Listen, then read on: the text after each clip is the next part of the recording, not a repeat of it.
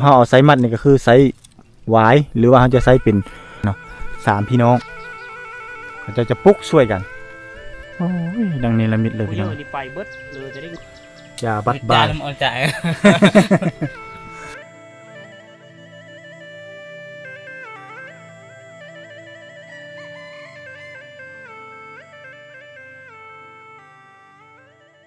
หลังจากสัมภาษณ์น้องอำไพที่กำลังตำข้าวอยู่ท่านผู้ชมเนาะบ้านนี้มีชื่อว่าบ้านกุ้งแต่ขึ้นกับเขตห้วยแหดเนาะหรือว่ารวมเขตนี้ตั้งแต่ห้วยแหดบ้านใหญ่ลงมาหาบ้านน้องนี่โฮมกันเนาะขึ้นชื่อกับห้วยแหดเลยหรือว่าขึ้นกับบ้านห้วยแหดนี่ในเมื่อก่อนนี่บ้านหลังนี้นี่เป็นบ้านที่หลังงามๆเนาะท่านผู้ชมเนาะเป็นบ้านมุงใบตองคอแต่ว่าเฮามาปัจจุบันนี่ก็คือเฮาจะบ่เห็นแล้วปีกายนี้มาเฮายังเห็นอยู่เงินหลังนี้เนาะมาปีนี้นี่แม่นบ่เห็นแล้วเห็นแต่ซากปรักหักพังที่บ่สวยที่บ่งามแล้วเดี๋ยวนี้เนาะนี่จักเจ้าย้ายไปอยู่ไสหมดเนาะอยู่ตามป่าตามดงนี่แหละหรือว่าย้ายไปแล้วบ่เฮาก็บ่ฮู้อันนี้คือเล้าข้าวหรือว่ายุงข้าวนี่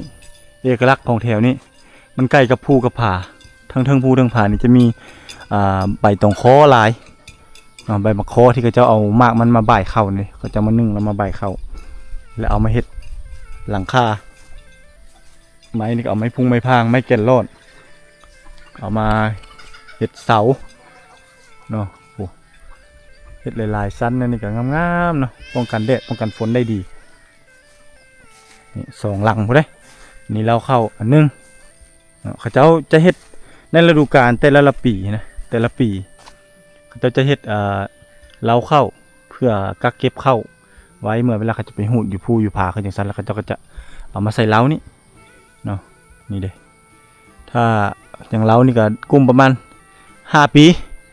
เนาะเขาจะเฮ็ดในนาถาวรคือจังซี่ล่ะไม้แกนลอนเฮ็ดประมาณ5ปีแล้วเขาเจ้าก็จะมางมุงไม้หลังคามันน่ะหรือว่าฮือมุงไม้นี่ผลกระทบซากเส้นเหลือจากสงครามสมัยสงครามเวียดนามพี่น้องละหมากระเบิดลูกโบมยิมบอมเขตนี้ยังมีหลายนี่โอ้ใส่กระเจพร้อมได้นี่เนาะจากใดเด้ใบตองคอนี่ท่านผู้ชมเลยเอามือใบมุงอยู่บ้านเฮาคือสิคักเลยล่ะทางในนี่จะเป็นข้าวก็จะเต็มเลยสงสัยคือสิแล้วแหละนะพี่น้องข้างในนี่คือข้าวของเขาเจ้าข้าวของชาวบ้านกองจนพูดเลยอันนี้คือข้าวให้คือสิมันได้หลายน่าจะประมาณ7-80หรือ500กระสอบพี่น้องเบิ่งเดี๋ยวสิยังให้เบิ่งเนาะนี่คือเราข้าวข้างในนี่เป็นข้าวมั้ยข้าวนี่สูงเนาะกองจนพูดเลยทางด้านเทิงน่าจะประมาณ100กระสอบพี่น้องนี่เสียดายเนาะอันนี้เป็นตัวเก่าตัวเก่าเขาจะม้างออกแล้วมุงใหม่ไซส์น้ำไซส์บ่ได้แล้วตัวนี้มันตัวจากเราเข้าตัวเก่านี่ที่เขาจะออกมาใส่อยู่นี่ครับเอ้ยนี่งานนี้เดินหญ้านี่เฮาสังเกตว่าเขาจะเริ่มเสียเขาจะบ่มีเวียกยามแล้งหน้าแล้งเขาจะเสียเสาะออกกลายเป็นเดินที่บ่มีหญ้า ไม้อันนี้เป็นไม้แกนโลดนี่คักอะไรพี่น้องนี่บ่ฮู้ว่าไม้หยังเสาไม้หยังอันนี้ไม้เฮือนบ่ไม้ยังอันนี้ซื้อมันบ่ฮู้จักเนาะ คักเอ้ยนี่ต้นในนี่เนี่ยผู้ตีนเสาเขาเขียนไว้อันนั้นตีนเสาบ่ตีนสิมาตั้งเสานี่บ่โอ้เฮ็ดบ่นั่งคักเอ้ยเฮ็ดตั้งนั่งเนาะแขกคนมาเนาะสะดวกสบายแล้วบ่นะหูดเข้าแล้วล่ะยังคือมานั่งฟิงไฟสบายอุ้ยจุ้ยอยู่แบบนี้หนาวเนาะบ่ได้ไปหูดเข้าคือบ่ไปหูดเข้ายังข้ามเวียกในน้ำเทียงไทยอยู่ยังฟิงไฟหนาวแล้วเนาะยามนี้เนาะฮอดยามหนาวแล้วหนาวฟิงแดดสงแงดแข็งอุ้ยหาแนวมกเอ้ยนี่ยังคักมีแนวมกเนาะมีมันมามกเนาะคักเอ้ยจากน้อยพูนเห็นยามหนาวคักเนาะทางนี้โอ้สบายเนาะทางเนาะบ้านเจ้าเนาะยาก กเว้ย มกโนมะขาม ทางนี่สะดวกสบายคักเอ้ยห้วยแฮดนี่เป็นได้ทางงามอยู่บ่ บ่ได้งามนี่ธรรมดา ธรรมดาเข้าไปเนาะมีแต่บ่อนนี่เนาะบ้านในดงแห้วดงแม่นดงแห้วดงยิบนี่เนาะดงยิบนี่ยากๆเนาะโอ้เป็นบ้าวเลยเอาเมียแล้วบ่ เอาแล้ว โอ้ได้จักลูกแล้ว ลูกเมียมันได้ลูกแล้ว ได้ลูกแล้วบ่เมียน่ะได้ผู้หนึง เอาเมียบ้านเลย บ้านแฮด มา เอาให้แฮะ บ้านแฮดนี่ เอามาอยู่บ้านพัง อืม ๆเมียเจ้าแหละเนาะนำบ่ค่อยถ่ายมื้อเช้านี้เนาะ งาม ผู้สีฟ้าน่ะ อ๋อผู้ตักน้ำมัน ผู้งามเวลาแหละ ผู้งามๆนั่นแหละ ลูกผู้ได้นะฮะ ก็บ้านนั่นเด้ เอาลูกเอาเมียหมดแล้วบ้าน นางสีไฟย่ำ นักเรียนค่อยนี่อันนี้ก็นักเรียนบ่ทุกได้นี่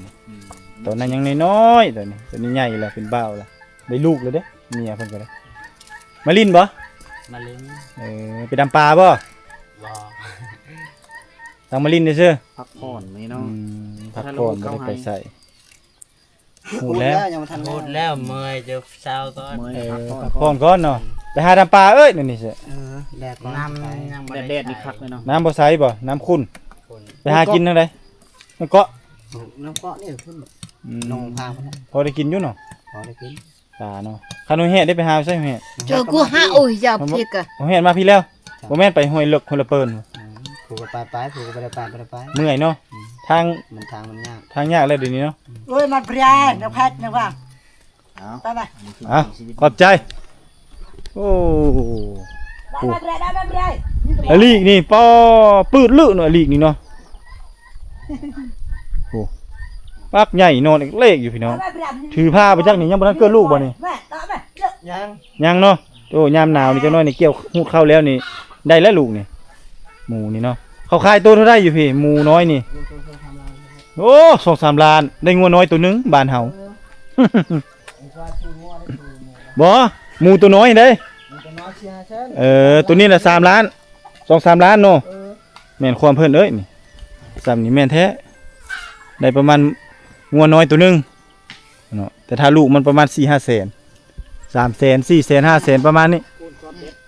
โอ้ตัวนั้นคักเลยปรับหมัก10นี่อันนี้แม่นป้องกันบ่ให้ไก่ขึ้นบ่ให้หมาขึ้นนี่บ่ให้สัตว์เลี้ยงขึ้นเฮือนเนาะได้ยากขึ้นจังซี่ครับเรียบร้อยแสดงว่าคนบ่อยู่แล้วขึ้นจังซี่ขออนุญาตถ่ายเด้อโอ้คักเนาะไม้นี่กิ่งไม้ก้างไม้เนาะเพิ่นเอามาเฮ็ดบนห้อยหม้อเนาะนี่หม้อแห้อันนี้เห็นครัวเพิ่นพี่น้องโอ้คักเนาะ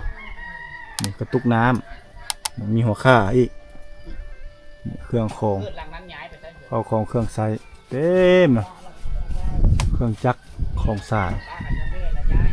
ครบหมดเลยอันนี้เป็นเฮือนนอนแล้วได้อพี่น้องอันนี้เลยโฮมสเตย์โฮมสเตย์นี่คือเส้นทางที่เราจะเดินทางมุ่งหน้าสู่บ้านห้วยแห่พี่น้องวินห้วยแห่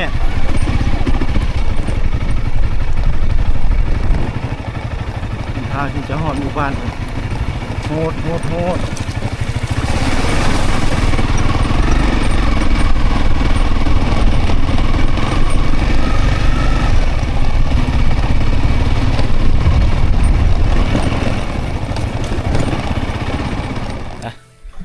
ตอนนี้สองไอ้น้องเฮาเดินทางมาฮอดบ้านห้วยแห่เมืองบุรพาแขวงขมวนบ่ตุกเคยมาสอนอยู่นี่ตั้งแต่ปี2014-2015เข้ามาถึงปัจจุบันนี้ก็แม่นปี2025แล้วเนาะแล้วมื้อนี้บ่ตุกจะพาท่านผู้ชมเนาะได้เดินทางมีโอกาสเดินทางมาเที่ยวชมวิถีชีวิตหมู่บ้านในแต่ก่อนนี่ขึ้นชื่อว่าเป็นหมู่บ้านลึกลับในลาวในแต่ก่อนนี่เส้นทางที่ขึ้นมานี่คือดังที่ท่านผู้ชมเห็นเนาะจะเป็นเส้นทางคือดังเดิมเลยนับตั้งแต่15 ปีตั้งแต่ปี2015ถึงปัจจุบันนี่ก็10 ปีและระยะ10 ปียังคือเก่าอยู่เนาะเส้นทางนี่แต่เฮาจะมาเบิ่งความเปลี่ยนแปลงของหมู่บ้านนี้เป็นหมู่บ้านที่ว่าในเมื่อก่อนเขาเจ้าจะเอาคนที่ว่าเป็นนักโทษหรือว่าเป็นปฏิการเนี่ยต่างๆนี่ขึ้นมาพี่ละขุดให้ขุดนาหรือว่ามาสัมมนาอยู่พี่เนาะ3-4 ปีแล้วเขาเจ้าจึงได้ย้ายถิ่นฐานกลับลงพุ่นแหละทางเมืองทะเขกอยู่เมืองน่ะอยู่บ้านนายาวายอยู่อีสังกันหลายๆบ่อนท่านผู้ชมเนาะล้วนแล้วแต่มาจากพี่มัด เจ้าจะเอาขึ้นมาขุดให้ขุดนาหรือว่ามาสัมมนาอยู่ทางด้านเทิงพี่มัดก็คือทางบ้านห้วยแห่เนาะอยู่ทางด้านพี่เนาะหรือว่าพวกที่ว่ามีคาถาวิชาอาคมมีอย่างต่างๆเขาเจ้าจะเอามาสาบานกินน้ำอยู่พี่เนาะเพื่อจะให้บ่ให้เฮ็ดให้คนอื่นเนาะหรือว่าลบล้างในระบบแต่เก่านั้นเนาะและมื้อนี้เนาะนั้นว่าเรื่องอดีตแต่มาถึงปัจจุบันนี้บ่ตุกจะพาท่านผู้ชมมาเก็บเอารูปภาพบรรยากาศหมู่บ้านมุ่งใบตองเคอหรือว่าเฮาเอิ้นว่าหมู่บ้านบูฮานในชนบทก็คือบ้านห้วยแห่ที่บ่ตุกเคยสิสอนโรงเรียนจะอยู่ทางด้านลุ่มเดี๋ยวจะพาท่านผู้ชมไปเก็บรูปภาพบรรยากาศนะพุ่นแต่ตอนนี้เฮาเอาทางพี่ก่อนเนาะนี่ก่อนอันนี้คือทางเข้าหมู่บ้านพี่น้องจะเป็นหมู่บ้านดั้งเดิมที่บ่ตุกเคยเห็นนับตั้งแต่บ่ตุกมาปี 2015 จนมาถึงปัจจุบันเขาเจ้ายังบ่ปะบ่ทิ่มเนาะหีบเก่าของเดิมหรือว่าสิ่งที่เขาเจ้าเคยปลูกเคยสร้างนั่นก็คือเฮือนทรงบูฮานเนาะดั้งเดิมคือจังซี่นี่อันนี้แม่นบ่แม่นเฮือนเด้อันนี้คือเล้าเข้าพี่น้องเล้าเข้าของชาวบ้านที่เอาสิ่งของที่หาได้จากธรรมชาติคือนี่แหละจากป่าจากดงจากภูจากผาจากเขาที่อ้อมหอบที่เต็มเปี่ยมไปด้วยทรัพยากรธรรมชาติเนาะแล้วเขาจะเอามาเฮ็ดเล้าเนาะเฮ็ดเล้าเฮ็ดอย่างต่างๆเนาะอันนี้เป็นซีเมนต์คอกไก่พี่น้องเนาะนี่คอกเป็ดคอกไก่เขาเจ้าก็จะใช้ใบตองค้อนี่เนาะมุงนี่แล้วก็ตัวเฮาเอาไซมัดนี่ก็คือไซหวายหรือว่าเฮาจะใช้เป็นเขาเอิ้นว่าไม้แท้เนาะไม้แท้มุงเนาะมันมัดมันจะเกลียนมันจะได้นี่รีไซเคิลจากฝีมือนี่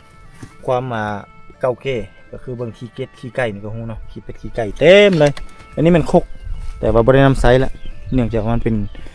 มันเดือมันดอกไปตามกาลเวลาพี่น้องเนาะโอ้เราจะเห็นบ้านเฮือน3หลังตั้งอยู่ทางด้านเทิงสูงพุ่นเนาะอันนี้เป็นเฮือน2-3พี่น้องที่ได้เรียนกันได้เฮือนหมอบงหมอกงหมอหยังไปเรียนกันนะเนาะ3พี่น้องเขาจะปลุกช่วยกันเนาะมาปลุกมาอันนั้นช่วยกันได้แต่เฮามาบรรยากาศยามนี้ก็จะบ่ค่อยเห็นคนผู้คนถ้าเฮามาตอนแรงๆหรือว่าตอนเช้าๆเฮาจะเห็นเขาเจ้าเนาะแต่ช่วงนี้แม่นบ่เห็นเนื่องจากว่าเขาเจ้าจะไปให้ไปสวนเนาะไปเกี่ยวข้าวแล้วยามนี้พอไม่เห็นนี่นากว้างพี่น้องทุ่งนากว้างหลายๆพี่น้องบรรยากาศเนาะภูผาป่าไม้สวยงามอันนี้เป็นภูหินลงไปทางด้านลุ่มนี่เป็นทงไห่ทงนาไผแล้วก็ปล่อยงัวปล่อยควายเข้าไปผูกไปมัดไปเลี้ยงไว้ทางด้านในพุ่นบรรยากาศธรรมชาติโคตรงามเลยพี่น้องภูผาอ้อมหอบ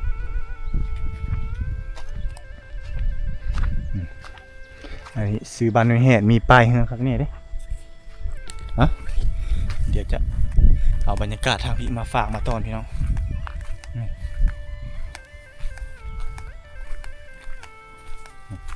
เขาจะเอาคันไดลงแสดงว่าบ่อยู่เฮือนนั่นนี่ไปแล้วเขาจะบ่อยู่เนาะนี่หรือว่าย้ายแล้วก็บ่จักอันนี้ก็บ่ฮู้เนาะนี่คือเฮือนซ่านทางด้านรูปนี้จะเป็นไม้เขาจะเริ่มถอนไม้เฮือนไม้ซ่านละเพื่อจะปลุกเฮือนก่อเฮือนหยังแล้วเนี่ยเฮือนไม้ที่ถาวรแต่เฮือนอันนี้ก็ปวกขึ้นคือกันนั่น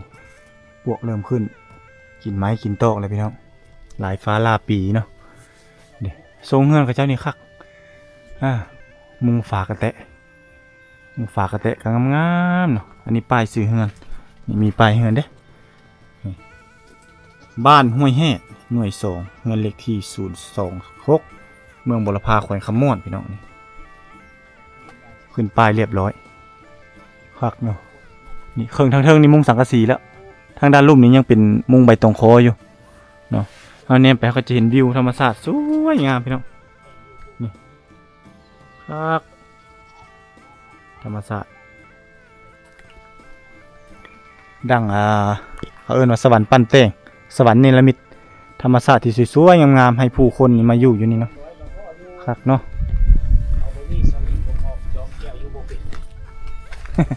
อยู่บ่เป็นอะไรแล้วแบบนี้คนอยู่เลยบ่มีคนอยู่แล้วไปทำงานได้นี่นะน่าจะไปทำงานอยู่ดงใต้อันนี้ไปทำงานดงใต้แล้วแบบนี้บ่อยู่นะบ่มีคนอยู่เลยพี่น้องเฮือนหลังนี้ จักบ่ฮู้เฮาบ่ฮู้ว่าเฮือนไผโอ้ทางด้านลุ่มนี่จกหนองสระเลี้ยงปลาได้นี่โอ้มุมทางนี้ก็จะเป็นอีกเฮือนเขาเจ้าขยายออกมาเพราะว่าประชากรเริ่มหลายเด้เริ่มขยายเฮือนออกมาทางด้านพี่พร้อมเนาะผมฟังเสียงเขียดตะโอดพี่น้องเขียดตะโอดฮ้องคักเฮือนเพิ่นนี่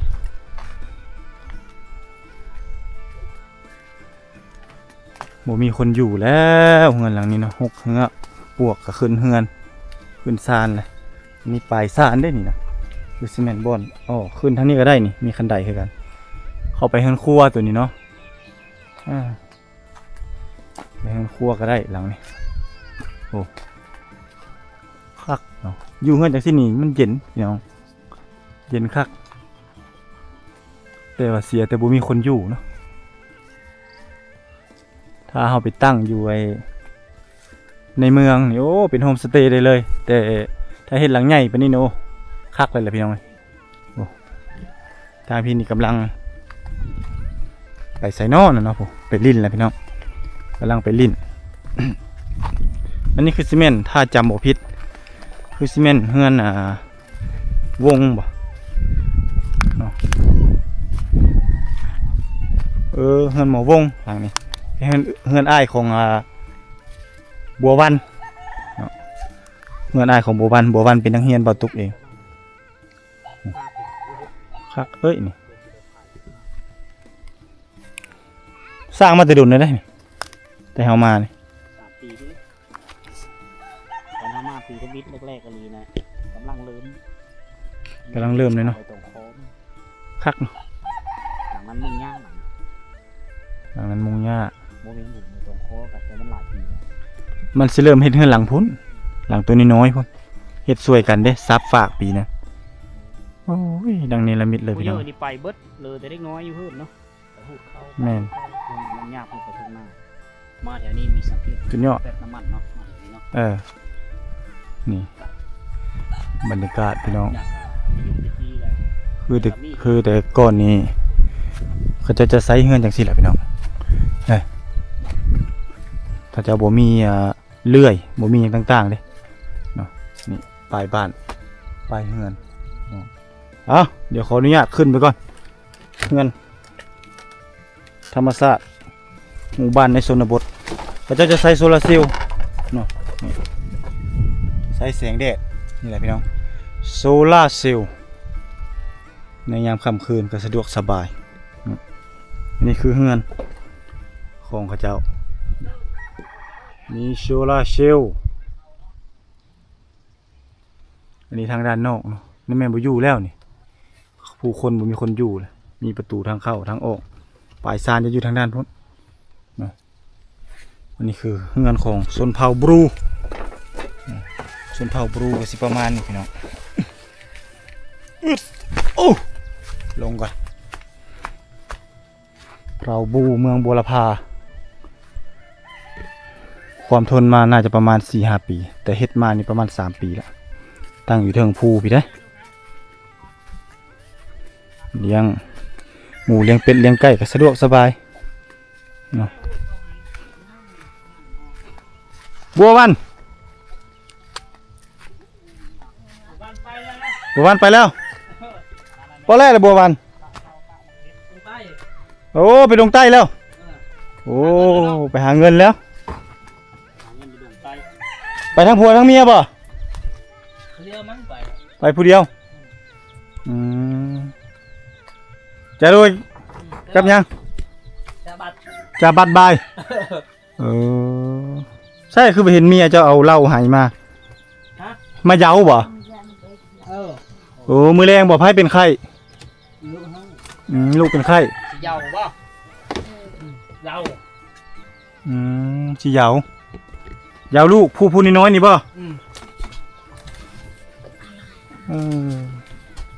กำลังจะโดยเอาจ้าเลยจ้าใช่ไหมมึงนั่งก็น่าถ่ายคลิปนี่โอ้นี่กำลังกินข้าวพี่น้องอย่าบัดบายเอาใจพี่น้องอันนี้พักเนี่ยเขาจะเอิ้นงูบัดงู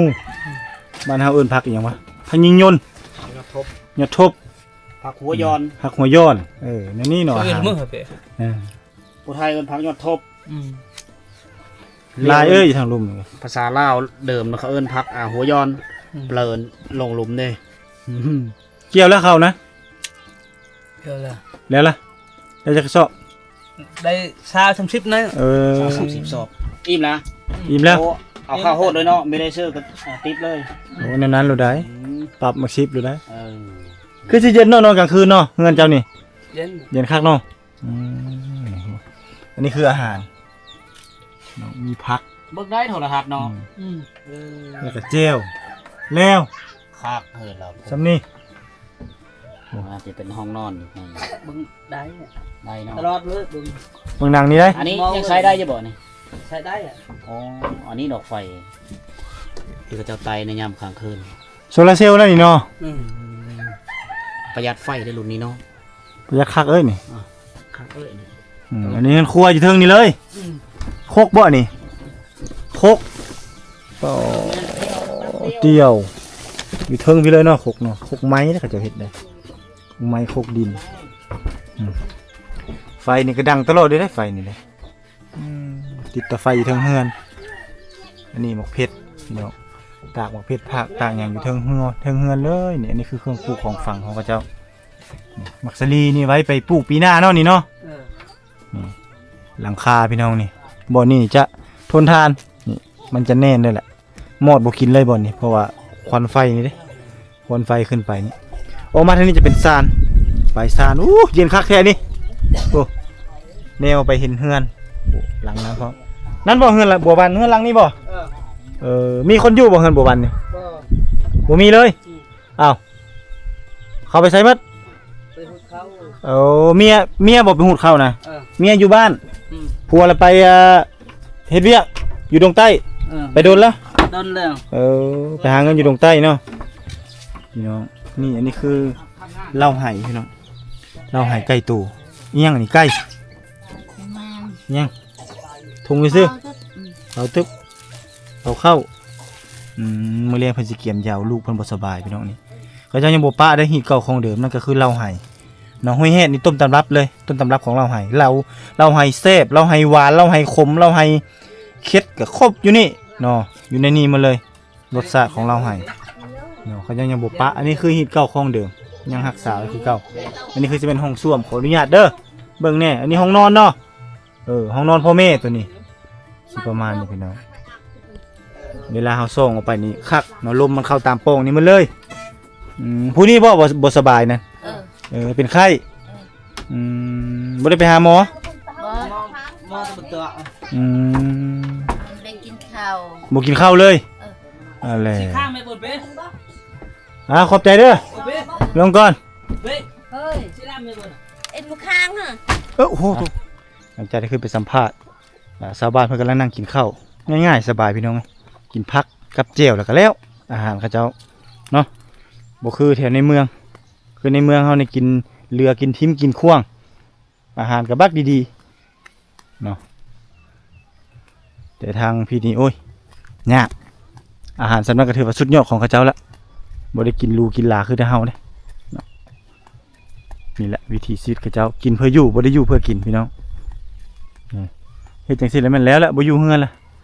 แม่เขาเจ้าเริ่มไปมันละบ้านนี่ก็เริ่มขยายออกมาพี่น้องแต่ก่อนแถวนี้เป็นป่าเมื่อมาถึงปัจจุบันนี่เขาเจ้าก็เริ่มขยายออกมาเนาะมีลูกมีเต้าเอาลูกเอาผัวแล้วก็ขยายออกมานี่เด้นี่คือใบตองคอนี่ใบตองคอก็จะมัดเป็นก้อนนี่แล้วก็เอามาอันนี้มันเหลือจากการเฮ็ดเฮือนนี่คือสิเป็นห้ำจากการตำข้าวเอามาห้อยไว้อันนี้ห้ำแก่ตัวนี้ห้ำอ่อนเอามาห้อยไว้ตัวแรงมากเกลือหมูเกลือเป็ดเกลือไก่ตอนเช้ามากเกลือหมูเกลือเป็ดเกลือไก่เนาะนี่อาวุธที่เขาเจ้าไว้ซ้อมเข้าตัวนี้นี่เป็นเครือใบดินเครือหวายดินพี่น้อง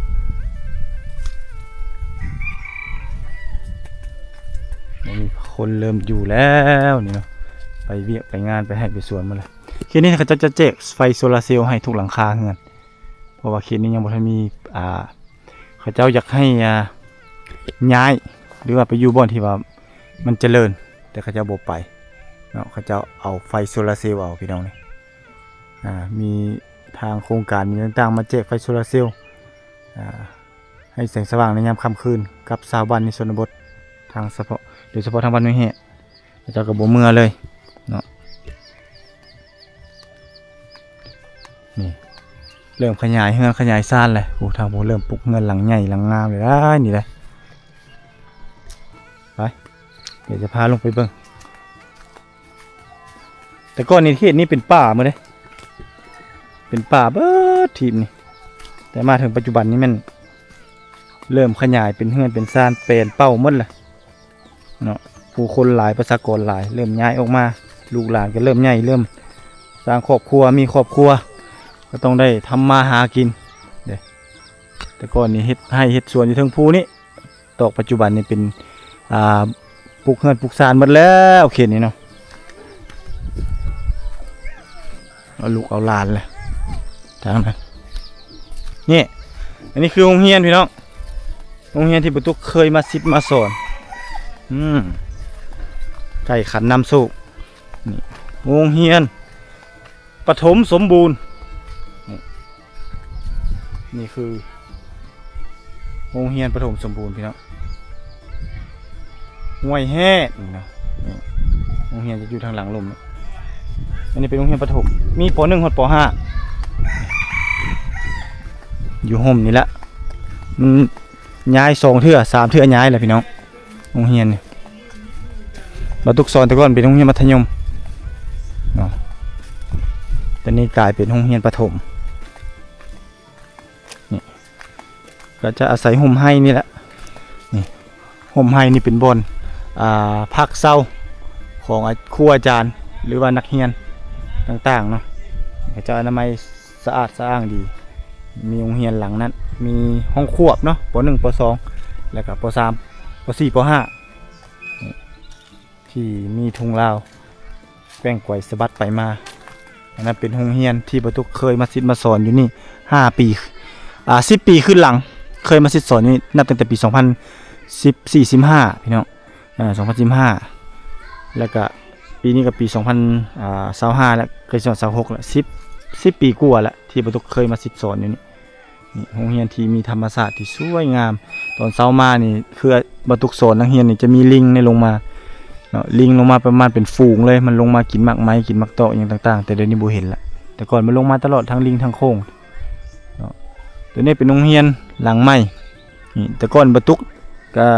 คันสิว่าแล้วก็เคยสร้างเคยเฮ็ดนํกันโรงเรียนหลังนี้ก็ได้มุ่งใบตองเคาะเนาะสอนแต่ม1 ถึงม .4 อยู่นี่แต่ม .1 ถึงม .4 เป็นโรงเรียนหลังนี้แต่ก็โรงเรียนหลังโซนทำอิฐเลยใบตองคอคักๆแท้ๆนี่อยู่ลุ่มอยู่ทางด้านลุ่มเป็นโรงเรียนเนาะ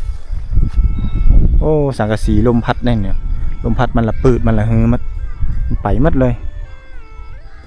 ได้กลับมาเยี่ยมยามโรงเรียนเก่าเนาะหลังนั้นม้างแล้วก็เลยมาปลุกอยู่นี่ปลุกอยู่นี่เป็นโรงเรียนมัธยมแต่ว่านักเรียนบ่มีพี่น้องเอ้ยนักเรียนบ่มีเพราะว่าเขาเจ้าจำกัดประชากรก็คือคุมการคุมกำเนิดแล้วเฮ็ดให้เด็กน้อยนี่บ่มีเด็กน้อยเกิดมาอย่างต่างๆแล้วก็เฮ็ดให้โรงเรียนสายมัธยมนี่บ่มีนักเรียนป้อนหรือว่าเขาเจ้าสร้างครอบสร้างครัวหมดก็เลยต้องได้ยุบเนาะแล้วก็ให้เขาเจ้าไปเรียนอยู่กระเตาะเพราะว่าบ่มีนักเรียนเด้ไปจบป .5 ก็ต้องไปโตอยู่พุ่นเลยเพราะว่านักเรียนบ่หลายเอาง่ายๆซะเนาะเขาเจ้าเลยย้ายให้ไปเรียนบ่อนเดียวกันก็คืออยู่กระเตาะประมาณ10 ปลายกว่ากิโลเมตร13-14 เมตรกิโลเมตรก็ถือว่าบ่ไกลเนาะแต่ว่าเส้นทางนี้จะลำบากนิดนึงโอ้เอาลานเนาะ เอาเจ้าอีเจ้าอยู่เฮือนพี่น้องอันนี้คือซีเมนต์เฮือนนักเรียนบ่าวตุกนั่นก็คือเฮือนนางนางบัวค่ำบัวอย่างเนี้ยประมาณนี้แต่นี่เพิ่นมีครอบมีครัวมีลูกแล้วเนาะนี่อันนี้เฮือนเพิ่นสะดวกสบายได้มีน้ำทางจากมาพี่เลยพระเจ้าเริ่มเฮ็ดโต๊ะตั้งบนนั่งโอ้เริ่มทันสมัยแค่คนมาก็สบายห่มกกตะกบได้นี่เลย อันนี้น้ำลิ้นพี่น้องน้ำโตลงมาแต่ภูหรือว่าโตมาจากป่าต้นน้ำนี่สะดวกสบายไหลตลอดเลยเด้อัดมันบ่ได้เด้ตัวนี้ได้อัดละขี้เหงื่อมันสิตันตัวนี้น้ำเย็นสบายเลยนี่คักเอ้ยนี่ยอดนี่แหละน้ำเฮือนนี่ก็สิยาวๆไปฮอดพุ่นละทางเข้ามาประมาณอีก3-4 หลังทางด้านพุ่นทางฝั่งนี้ก็จะมีเฮือนคือกันโอ้พี่น้องเล้าเข้าของเขาเจ้ามุงกระเบื้องหมดเลยแล้วก็ไม้นี่แน่นหนาถาวรเลยอันนี้คือความพัฒนาในเมื่อก่อนนี่10 ปีขึ้นหลังนี่น้ำลิ้นนี่ก็จะบริใช้ต้องได้พอาบน้ำห้วยเดี๋ยวนี้เขาเจ้าเริ่มมีเงินมีคำไปเฮ็ดเวียกเฮ็ดงานอยู่ดงใต้บ่อยู่ตะแคกอยู่เวียงอยู่อย่างต่างๆนะเขาเจ้าก็เริ่มมีเงินมีคำมาแล้วก็ซื้อท่อต่อน้ำมาแต่เทิงผู้ส้มไซไปส้มไซมันเลยอันนี้คือเฮือนพ่อฮักปอตุกพี่น้องคือเฮือนพ่อคู่หรือว่าซื้อเพิ่นซื้อรักเนาะนี่อันนี้เฮือนเพิ่นละแต่ก่อนเฮือนเพิ่นอยู่ในเพิ่นย้ายมาอยู่พี่เนาะเดี๋ยวนี้ย้ายมาอยู่พี่แล้วโอ้เอาหลานเนาะเอาเจ้าอีดเจ้าไปใส่มัดเกี่ยวข้าวไปเกี่ยวข้าวแล้วเจ้าเราเอาหลานโอ้มีโทรศัพท์อีกเนาะจ้าเลยอีกเนาะ โอ้พี่น้องเบิ่งหมูเฮ็ดเป็ดไก่เจ้านี่ตุ้ยยังกระเดียกระโดดแท้อันนี้ได้ลูกแล้วบ่หมูนี่ยังบ่ตัวมีอยู่ประมาณบัก100 ปลายโลนี่ความใหญ่ของหมูเนาะนี่คือเฮือนพ่อฮักบ่ตุกเองเคยตอนเฮือนอยู่หลังในเนี่ยเคยมาอาศัยอยู่เฮือนเพิ่นนี่แหละกินข้าวกินน้ำเนาะไปเฮ็ดเวียกเฮ็ดงานเกี่ยวข้าวเกี่ยวน้ำช่วยเพิ่นอันนี้เป็นเฮือนครัวพี่น้องอันนี้คือเฮือนครัวของชาวบ้านเพิ่นเนาะหรือว่าพ่อฮักบ่ตุกเองนี่ไปทางพุ่นก็สิเป็นเฮือนของอันนั้นเฮือนของนักเรียนบ่ตุกหรือว่าเฮือนของลูกชายเพิ่นนี่แหละแต่ว่าเป็นนักเรียนบ่ตุกอยู่ทางด้านบ่ตุกเคยมาปลุกเสาช่วยแล้วก็เคยมามุงช่วยได้หลังนี้ได้เนาะขึ้นมากับอาจารย์บุญมีหลังนี้หลังจากนั้นข้าเจ้าไปทำงานเนาะผัวไปทำงานซื้อครูอันนี้เนาะก็คือในนามซื้อพ่อเพิ่นซื้อลูกเนาะเอิ้นพ่อครูจริงๆมาจากซื้อของหมอนี่ลูกชายกกลาวนี่เนาะซื้อบักครูจริงๆเนาะพ่อละพ่ออารักษ์เนาะซื้อจริงซื้อแท้เพิ่นนี่แหละข้าเจ้าก็เริ่มย้ายออกมาปันดินปันโดนให้ลูกให้เต้าแล้วก็ออกมาอยู่คือจังซี่มาอยู่ติดกันสะดวกสบายเวลาเจ็บไข้ได้ป่วยหรือว่าช่วยเวียกช่วยงานกันนี่ออกมาอยู่แล้วก็เจ้าก็จะเลี้ยงเป็ดเลี้ยงไก่เลี้ยงหมูเพื่อไว้จุนเจือครอบครัวนี่สายน้ำพี่น้องสายน้ำนี่แม่นเขาเจ้าขุดเอาได้นี่ได้เขาเจ้าขุดแล้วให้น้ำมันลงมาแต่สายห้วยลงมานี่สะดวกสบายในการส้มไซนี่โอ้บ่อนเลี้ยงเป็ดเลี้ยงไก่ทางเทิงนี่เป็นบ่อนปลูกพักทางนี้เป็นบ่อนไว้ฟื้นทางนี้เป็นบ่อนเลี้ยงไก่เนาะทางนี้คือเฮือนโอ้อยู่เฮือนหลังนี้คอยแล้วมาปลูกสวยนี่แม่นมาตั้งเสาแล้วก็มามุงสวยมุงใบตองคอเจ้ามุ่งของผมไปตรงคอนี่คอยแล้วมุงเลยแต่คอยมุงบ่แล้วนี่5 ปี 6 ปีแม่นแต่ว่ามุงบ่แล้วดอกตั้งเสานี่มาทันตั้งเสาแล้วก็มาทันมุงหลังคาเงินหลังเข้าไว้มีหลายเสาคำแม่นเข้าแล้วนี่บนไปนี่เขาเจ้าอันซานอันนั้นอ้อมแล้วก็โถกเข้าไว้อยู่ในนี้อันนี้แม่นบ่อยู่แล้วนี่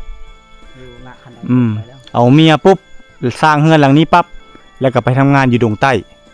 เนาะได้เงินได้คำฝากมาแล้วก็ให้เขาเจ้าเลื่อยไม้ปลูกเฮือนเป็นหลังใหญ่ๆคือจังซี่แล้วก็กลับมาอยู่น้ำลูกน้ำเมียนี่ได้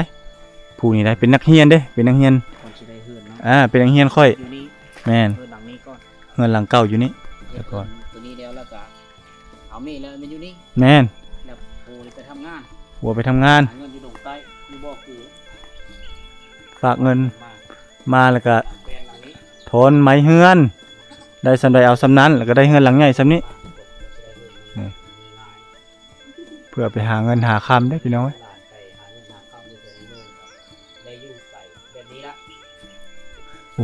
เทิงเป็นทางโตเลย หางโตเฮ็ดแหละผู้ โตไปก็ใหญ่ขึ้นแล้วน่ะหางโตนะ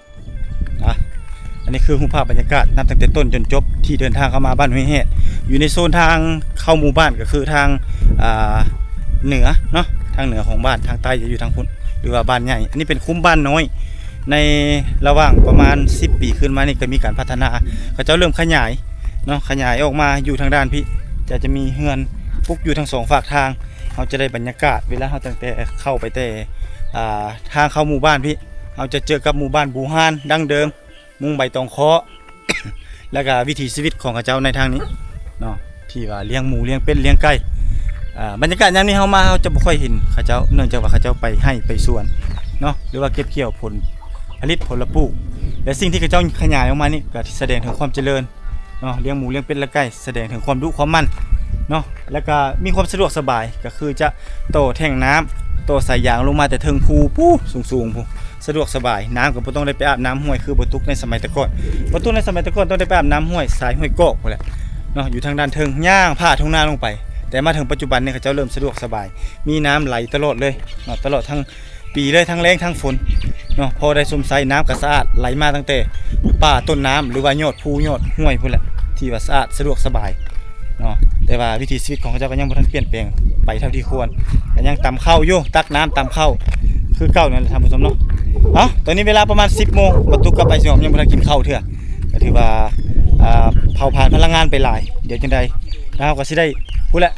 ไปเก็บเอาภาพบรรยากาศทางบ้านใหญ่ทางด้านในมาให้ท่านผู้ชมติดตามมาชมสำหรับคลิปนี้วิดีโอนี้มาตุกขอลาท่านผู้ชมไปก่อนสวัสดี